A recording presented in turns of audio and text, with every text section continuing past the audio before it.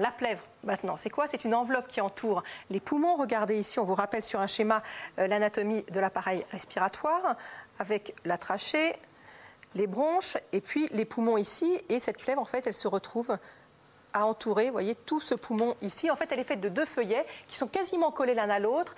Un feuillet qui est collé contre la paroi du thorax et l'autre contre le poumon. Et donc, la plèvre va servir d'interface entre le poumon et la cage thoracique. Et chacun de ces feuillets est recouvert de cellules qui produisent une quantité très faible de liquide. C'est un liquide qui est une sorte de lubrifiant et qui va diminuer les frottements au cours de la respiration.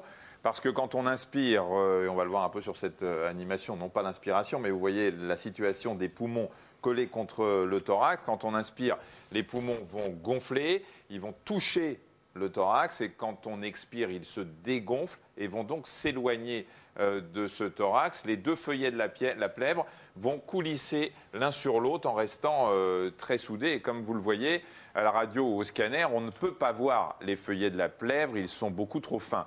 Ce qui n'est pas le cas s'il y a justement une pleurésie. Oui, effectivement. Regardez ici à gauche, vous avez un scanner normal. Vous voyez que le poumon est effectivement collé là. On ne voit absolument rien. Il n'y a rien qui sépare le poumon de la vertèbre, enfin de la cage thoracique. Regardez ici en blanc.